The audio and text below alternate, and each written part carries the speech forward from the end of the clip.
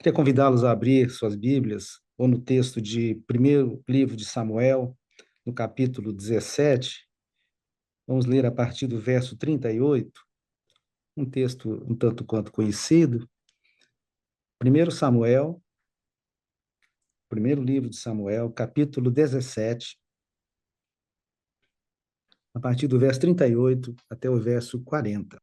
O texto diz assim: E Saul vestiu a Davi dos seus vestidos e pôs-lhe sobre a cabeça um capacete de bronze e o vestiu de uma couraça.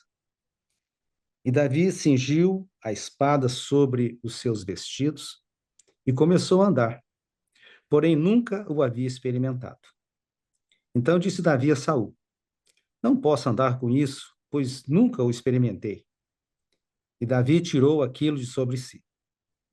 E tomou o seu cajado na mão e escolheu para si 5 seixos do ribeiro e pô-los no alforje de pastor que trazia, a saber, no surrão, e lançou mão da sua funda e se foi chegando ao filisteu. Amém. Meus irmãos e amigos, servos do Senhor, nós estamos a cada dia mais aprendendo um pouco mais daquilo que o Espírito Santo tem a nos ensinar para o momento profético que nós estamos vivendo. E o episódio que nós lemos aqui retrata situações semelhantes a que muitos têm enfrentado hoje, sejam na situação do seu dia a dia de trabalho, nas suas condições naturais, né? Problemas que se levantam dentro dos nossos lares, problemas que se levantam nos nossos locais de trabalho, problemas íntimos que se levantam, a exemplo do que um gigante chamado Golias se levantou contra Israel para destruí-lo. Esse era o objetivo. E o objetivo do adversário é exatamente isso, é matar e destruir. Golias queria fazer exatamente isso com Israel, submetê-lo a uma penúria, ao sofrimento, à escravidão, tudo aquilo que é consequência de quem perde uma guerra.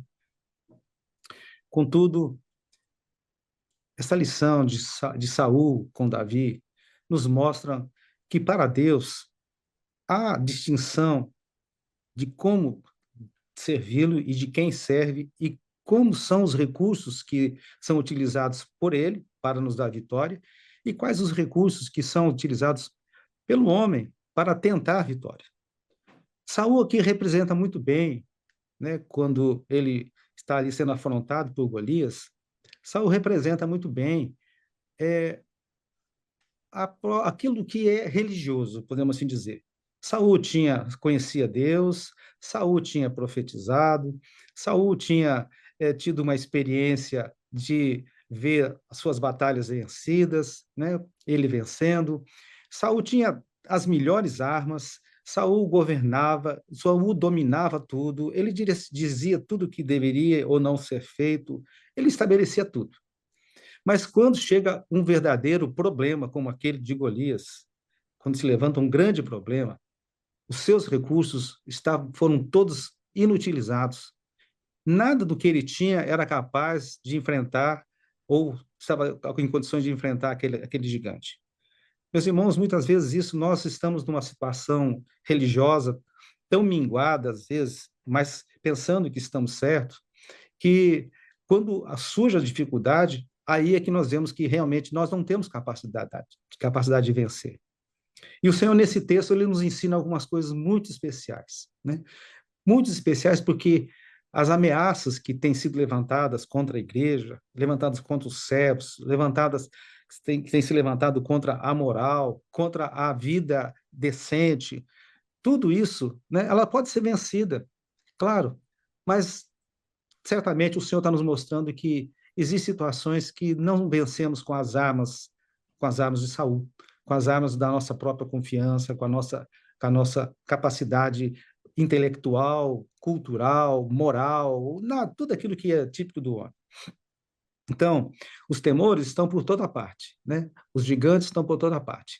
mesmo os mais treinados, os mais preparados, como era o caso dos soldados de Saul, nenhum deles teve coragem ou ousadia de enfrentar aquele problema.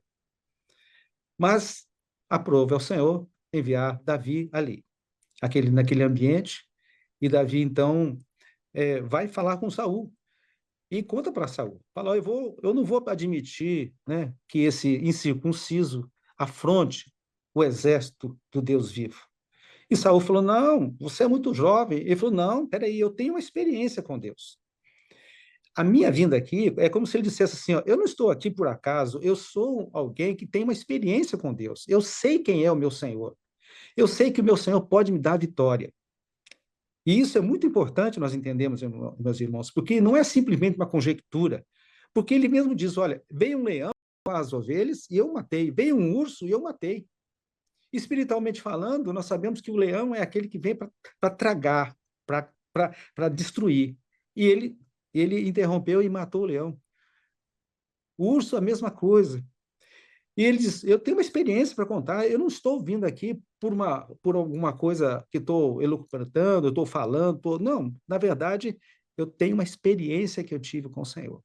E Deus me fez matar o leão e o urso, e eu certamente vou destruir esse incircunciso.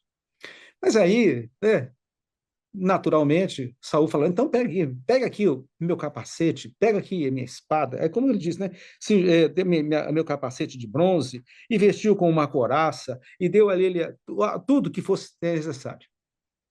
O que ele tinha de melhor deu para Davi. Davi procura andar e diz, olha, eu não tenho costume com isso. A minha prática com Deus, as minhas vitórias com Deus, é Deus operando. É isso que ele estava querendo dizer. Eu não tenho costume de usar esses argumentos terrenos. Olha, meus irmãos, nós muitas vezes fazemos isso, né?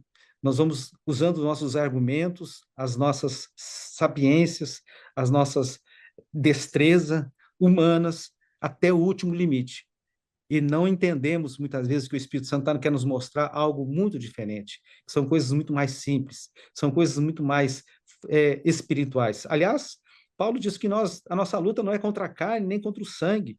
A nossa luta é espiritual. Isso é contra as potestades.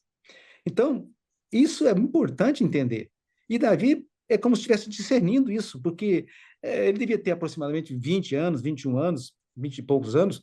Era um jovem, mas era um jovem, nós sabemos que era um jovem simples, né? Não era guerreiro, não era treinado, mas ele tinha algo que Saul não tinha.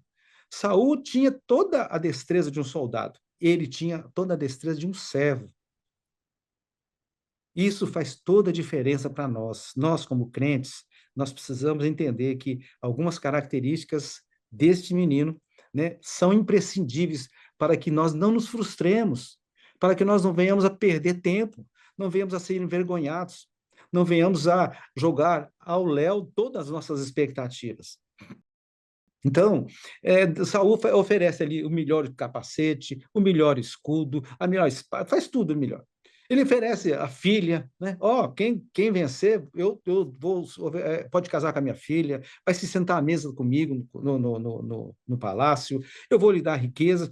Ora, todas essas coisas são inúteis, porque as dificuldades que nós muitas vezes temos enfrentado, até mesmo as enfermidades, né, gravíssimas muitas vezes, elas, elas não se resolvem dessa forma. Problemas de relacionamento não tem nada que possa resolver a não ser uma ação intrínseca, uma ação dentro do coração, na alma, né? Uma coisa que está no coração realmente. Problemas de existência ou de se sentir, vamos dizer, ter sua autoconfiança estimulada, tudo isso, nada do que é material, nada do que é esse mundo, ele pode proporcionar uma vitória.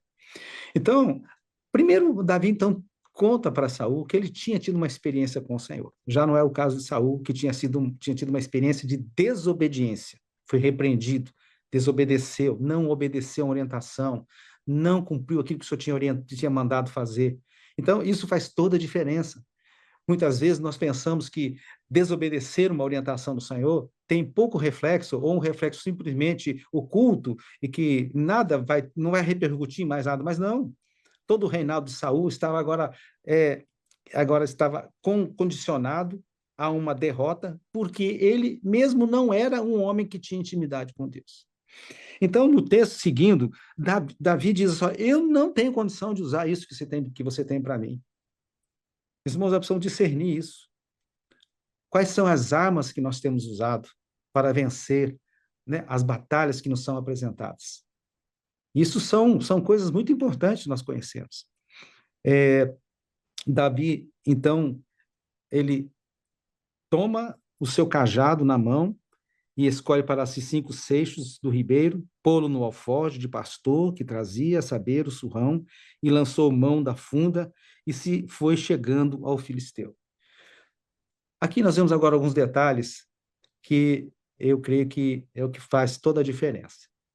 Porque quando nós lemos a história, é muito simples. Nós imaginamos um menino, um rapaz, agora está diante do rei, ele vai até o ribeiro, essa é a imagem que nos constrói. Vai até o ribeiro, se agacha, pega ali umas pedrinhas, umas pedras, põe dentro do saquinho, no seu embornal, e nós imaginamos isso. Aí ele sobe e vai encontrar com o filisteu, e com a sua funda ele atira uma pedra.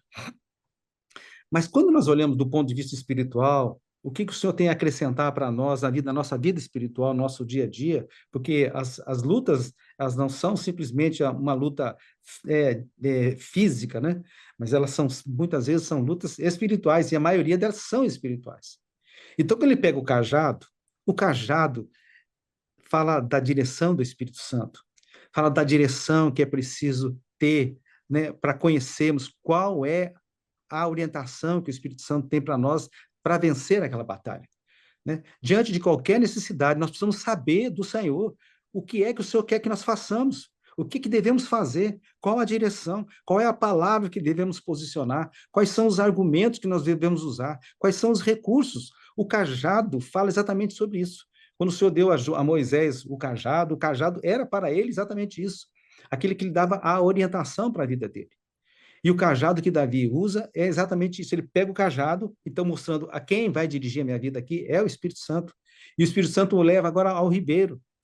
Quando nós falamos em ribeiro, nós estamos falando de um lugar lá embaixo, né? Na parte baixa do terreno. Então, é como se ele dissesse, ele desce ao ribeiro.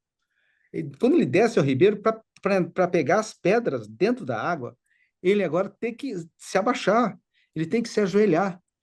Ora, os servos do Senhor têm costume disto.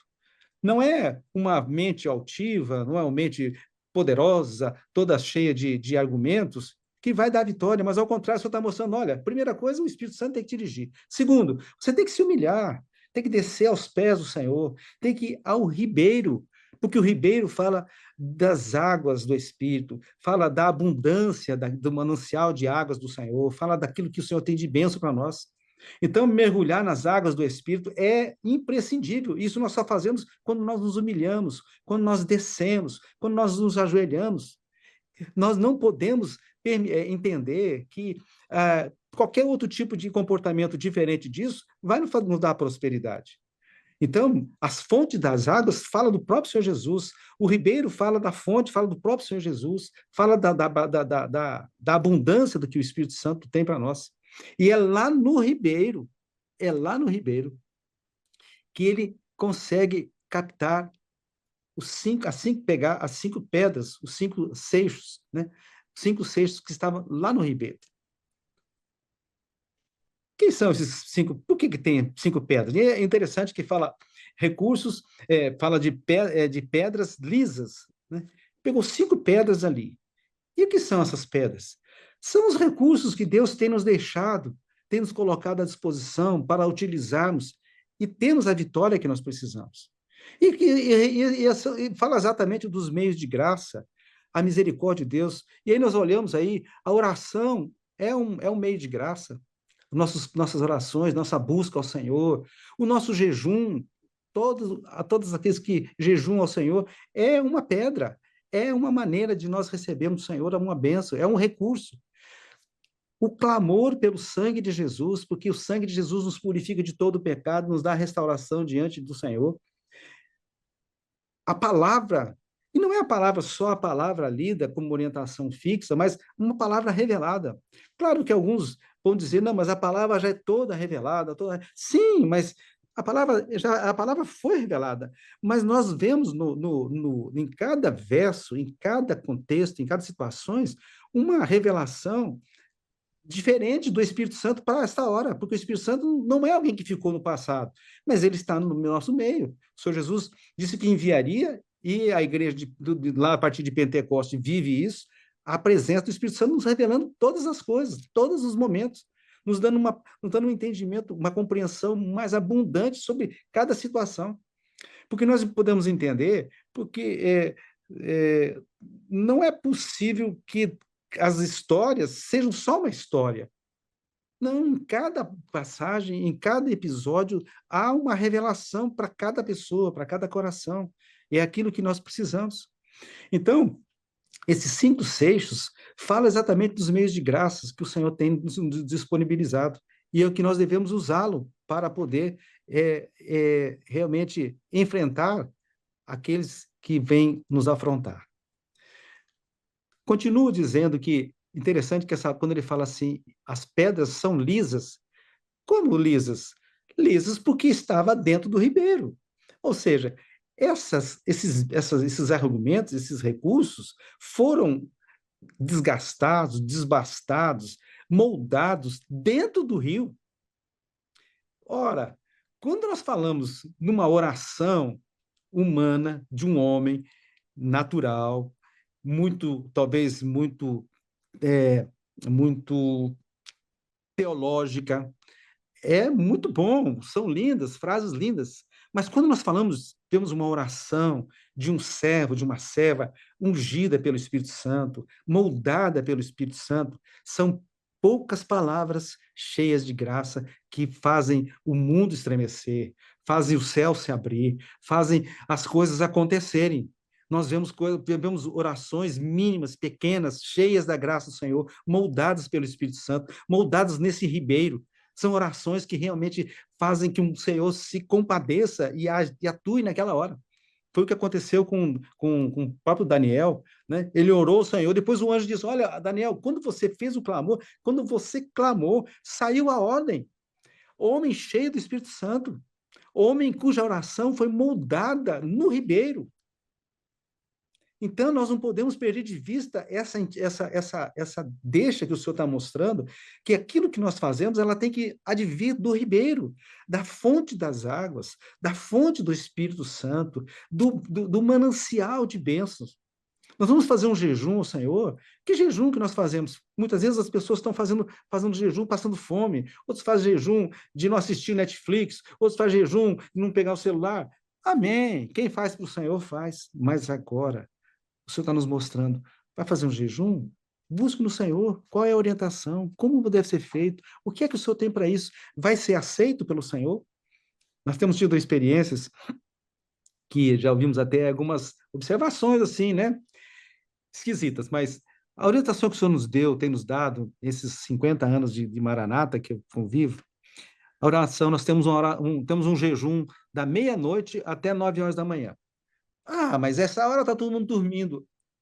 Pronto. Acontece que o Senhor diz assim, esse jejum vai ser para o crescimento da igreja. E nesses 50 anos, nossa igreja cresceu muito. E agora, o que o Senhor quer, na verdade, não é sacrifício. O que Ele quer é obediência. Eu tive uma experiência de uma irmã que estava numa cidade muito grande, e ela falou, pastor, preciso fazer, não foi comigo, não, mas ela falou, preciso fazer uma consagração ao Senhor. E o Senhor me mostrou fazer uma consagração, um jejum de 1 hora. Aí o pastor falava assim, se o Senhor mostrou, é porque Ele quer ver a sua fidelidade. E foi tão assim extraordinário que a irmã falou, não, eu vou fazer uma consagração. Mas nesse momento de consagração, de jejum, ela fez um jejum que realmente foi agradável ao Senhor. Um jejum de oração, de busca, de construção, né? Apresentando diante do Senhor. São coisas que vão nos mostrando realmente que o Senhor tem algo a complementar naquilo que Ele já tem mostrado. Como é a mesma coisa que nós falamos do louvor, né? O louvor é um meio de graça que agrada ao Senhor. Os nossos louvores devem estar também condizentes dentro que um louvor espiritual. É, a palavra nem se fala, né? Nem podemos questionar mais nada, porque a palavra ela precisa ser ungida pelo Espírito Santo. Uma palavra que não vem do ribeiro é uma palavra comum, que nós podemos pegar na internet, que nós pegamos, contar em muitos livros, e tem mensagens e palavras excelentes, impressionantes, coisas assim, magníficas, muito rebuscadas, é importante. Mas o que nos importa e o que sacia a nossa alma e que nos dá a vitória, nos dá entendimento, é quando a palavra ela vem e traz uma revelação para nós. Ela produz frutos na nossa vida. É uma palavra que seja viva, não só uma palavra da vida, como é a Bíblia, né, toda, é uma palavra que nos dá a vida, mas é uma palavra viva que a cada leitura, cada detalhe, ela nos acrescenta, ela nos informa, ela nos dá um alento, ela nos dá um consolo, uma direção. Porque quando ela vem do ribeiro, quando ela vem do ribeiro, do manancial do Espírito Santo, ela vem cheia da graça, ela vem para complementar aquilo que a própria palavra escrita já está orientando, porque elas não podem realmente ser separadas. Enfim, então, esses 5 seixos, eles precisam ser seixos lisos, seixos aperfeiçoados, sem arestas, sem dificuldades, sem nenhum tipo de deformidade, porque é o Espírito Santo que vai trazendo. Na sequência, ele pega essas 5 pedras, meus irmãos e irmãs, e coloca no surrão, no alforje. Fala do nosso coração. Então, o nosso coração precisa estar vazio para que sejam colocados os seixos do Senhor lá dentro, no nosso coração. O Senhor não opera num coração que está cheio de mágoa. O Senhor não vai colocar os seus seixos, ou não vai permitir que você coloque os seixos num coração que está amargurado, que está triste, vamos assim dizer. Um coração que traz resíduos de amarguras, de rancores. Um problemas que precisam ser tirados. Coisas que estão no nosso coração que precisam ser esvaziado. Tudo aquilo que não agrada ao Senhor precisa ser tirado, para que esses seixos, essas bênçãos que o Senhor tem nos orientado, elas possam estar lá no nosso coração. Então, nós não podemos carregar junto conosco qualquer espírito de vingança, de mentira, de ciúmes, de mágoas, calúnias. São coisas que são corriqueiras, é natural. É natural, todo mundo passa por isso, né? Todos nós passamos por esse tipo de situações. Mas o fato é que quando vamos colocar as bênçãos do Senhor no nosso coração, é dele que ele precisa ficar cheio. Então, nosso coração, perdão, o alforje, tem que estar cheio disso. Então, quando nós olhamos lá em Gálatas, falando sobre as obras da lei, as obras da carne, perdão, as obras da lei e as obras do Espírito. As obras do Espírito são coisas que nós todos queremos ter e devemos transportar, ter na nossa vida. Mansidão, né, paciência, longanimidade, amor, todas essas coisas que são boas. Mas alguns carregam no seu coração, carregam no seu alforje, todo tipo de coisas contrárias a isso. São vaidades, são preocupações além do normal, são a parte de altivez, muitas vezes, né? Enganos, e todo tipo de coisas que nós já sabemos, não precisamos comentar sobre isso. Mas o fato é que nós precisamos encher o nosso coração para sair para essa batalha, a nosso coração deve estar cheio das bênçãos do Senhor, dos meios de graça, daquilo que o Senhor tem reservado de melhor para os seus servos. Porque o próprio Senhor não quer e não deseja ver os seus servos sendo derrotados. Porém, ele tem mostrado e tem nos dado todas as condições para que nossa vitória seja eficiente, né? As nossas armas não são carnais. Então, na verdade, o Senhor está mostrando, as armas que vocês têm, carnais, isso não serve. O braço forte seu são incompetente, não vai te dar vitória. Nós temos tido algumas experiências muito interessantes com respeito a pessoas viciadas, né? muitas coisas, várias coisas. E o Senhor já nos falou uma coisa: vício só se resolve com a ação do Espírito Santo. É viciado? É drogado? Tem problemas de desvio de comportamento? É só o Senhor. Só o Senhor, é oração, é jejum, é ação do Espírito Santo. Esse liberta. E quando ele liberta, pronto, some. Do contrário, nós temos visto muitas lutas, né? Infelizmente, muitos problemas que estão sendo promovidos por esse tipo de situações, mas o fato é que as experiências que nós temos tido é essa, né? Como eu já disse, fazemos parte de um grupo dentro da Maranata, um grupo chamado Semente Preciosa, um grupo que reúne, nós fazemos vigílias na quinta e na sexta-feira, e a quantidade de pessoas que têm sido abençoadas, especialmente filhos que têm sido abençoados, recebido bênçãos, são coisas assim extraordinárias, de todo tipo, de todo tipo. Esse dia uma irmã mostrou um nódulo no pescoço, quando mandou aquela radiografia, misericórdia, nós ficamos tudo impressionados. Câncer aqui no pescoço, tá uma coisa assim absurda. Nossa, Deus.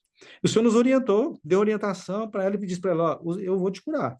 Né? E aí começou um trabalho de oração desse grupo.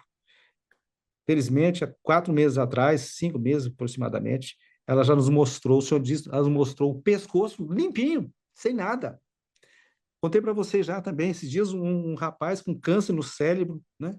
Que também não já estava um câncer, uma irmã escreveu, olha, ele tá falando pelo computador aqui, que vai ter vai ter uma consulta na quarta-feira, ele está pedindo oração agora, isso era na terça. Aí nós oramos, aí um pastor falou assim, ó, fulano, você fique tranquilo que o senhor vai te dar uma benção sobre isso aí, sobre essa consulta. Quando foi na sexta-feira, ele estava lá chorando. Falou, olha, o médico falou que não tem mais câncer na cabeça. Mas como que é isso? O senhor mandou dizer que não tem mais câncer. Escrevendo, tudo por escrito. Aí um pastor nosso falou, meu irmão, e fique tranquilo, porque você vai voltar a falar, porque ele não estava falando mais.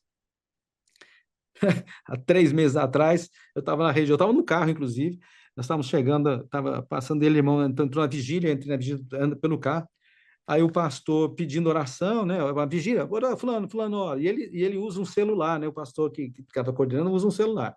Olha, ele via só uma ou duas pessoas no celular. Aí, de repente, passou, ele falou assim, ó, irmão Sérgio, ele nem sabia, né, nem estava vendo, irmão Sérgio, ora aí, faz uma glorificação ao Senhor. Ficou aquele silêncio, todo mundo ficou pensando, meu Deus, pediu exatamente para o homem que é mudo, que não que o Senhor, né, que essa dificuldade toda. Irmão Sérgio, e ele é bem assim, irmão Sérgio, é como se estivesse falando com outra pessoa, um jovem, né? Irmão Sérgio, faz uma glorificação, Senhor. E o rapaz, e o homem, né, Sérgio, começou a falar, começou a glorificar o Senhor. E Deus, foi uma comoção geral, porque né, eu mesmo no carro comecei a chorar, falei, meu Senhor, só o Senhor é Deus, realmente que maravilha, né? Então, meus irmãos, irmãs, né, o que o Senhor está nos querendo falar, acho que nessa tarde, é que existem recursos espirituais que vão muito além daquilo que é humano, carnal, né, natural da terra. Nós estamos vivendo um momento que cada vez mais nós precisamos ser espirituais, né? Precisamos ser espirituais para termos as nossas vitórias concretizadas, nossas lutas sendo vencidas pelo Senhor. É o Senhor que vence as nossas batalhas. Davi, quando vence ali, não foi ele que venceu, quem venceu foi o Senhor. E agora, para concluir, olha só, ele leva os 5 seixos no seu alforje. Nós levamos todas essas bênçãos, esse manancial de bênçãos dentro do nosso coração. Mas quando chega diante do adversário, ele usa apenas uma pedra. Uma. Ele não usou 5, ele usa uma. Com uma delas, ele atingiu a cabeça do Golias, que foi para a terra, e ele vai ali e ele interrompe, né, aquela batalha.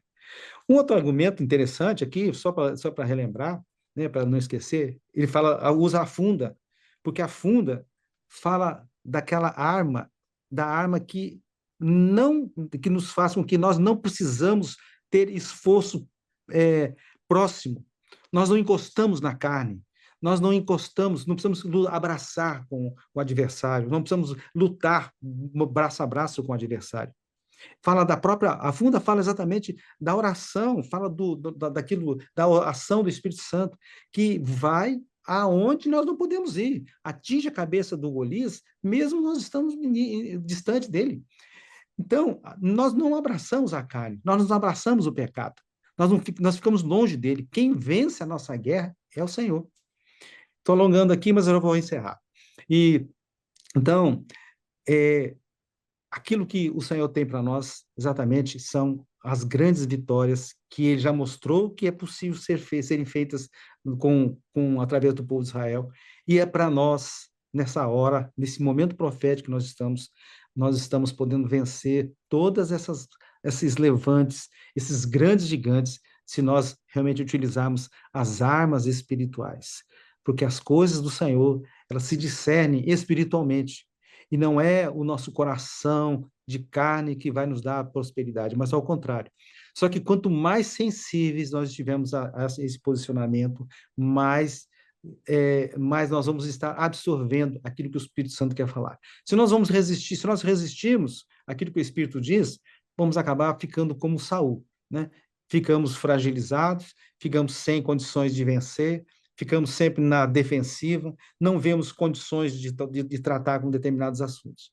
Mas, ao contrário, Davi, né, não teve dificuldade nenhuma. Falou, não, o Senhor me deu o leão, eu matei o leão, veio uns para pegar minhas... Também eu matei o urso, e o Senhor vai me dar vitória sobre isso.